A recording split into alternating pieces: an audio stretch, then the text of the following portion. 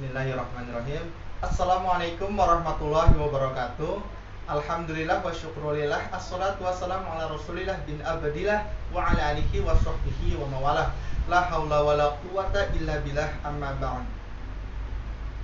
Berjumpa dengan saya Muhammad Ilham Sahlukan dari Fakultas Ilmu Tarbiyah dan Keguruan Tadris Matematika 1C.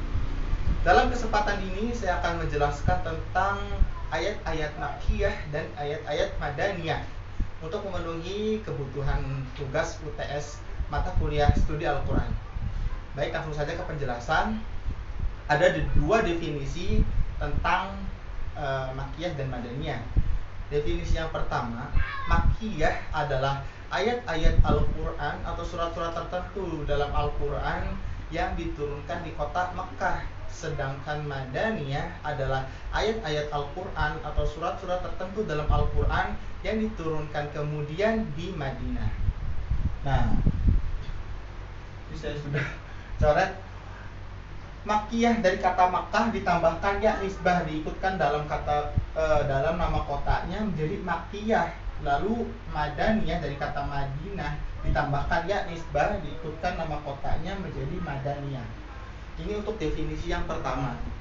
Adapun definisi yang kedua, di mana para ulama juga cenderung pada pendapat ini, yaitu makkiyah adalah ayat-ayat Al-Quran atau surat-surat tertentu dalam Al-Quran yang diturunkan kepada Nabi Muhammad SAW sebelum Nabi hijrah. Adapun madaniyah adalah ayat-ayat Al-Quran ataupun surat-surat tertentu dalam Al-Quran yang diturunkan oleh Allah Subhanahu wa Ta'ala kepada Nabi Muhammad setelah Nabi hijrah. Walaupun suratnya turun di Mekah, tapi beliau atau Nabi Muhammad sudah hijrah ke Madinah Al-Munawwarah, maka masuknya ke dalam konteks madaniyah. Nabi kan tinggal di Mekah selama 40 tahun. Nah, dalam 40 tahun ini beliau berdakwah, diawali dengan turunnya surat Al-Alaq ayat pertama sampai 5 yang berbunyi Iqra bismi rabbikal ladzi khalaq saat beliau mengasihkan diri di Gua Hiro, tempatnya bulan Ramadan 610 Masehi.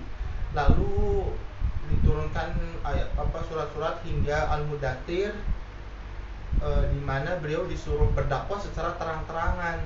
Nah, selama 13 tahun kan beliau berdakwah di Mekah. Ketika ayat-ayat yang turun selama 13 tahun ini, maka termasuk dalam konteks makkiyah.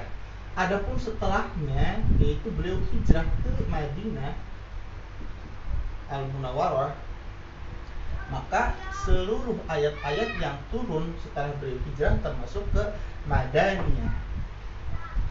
Setelah beliau hijrah kan beliau juga sempat ke Uhud, ke Tabuk, ke Badar, bahkan ke Mekah lagi untuk melaksanakan haji wada. Nah, dalam prosesnya haji wada itu ada ayat penggalan ayat ketiga surat Al-Maidah yang turun yang berbunyi A'udzubillahi minasyaitonirrajim. Bismillahirrahmanirrahim.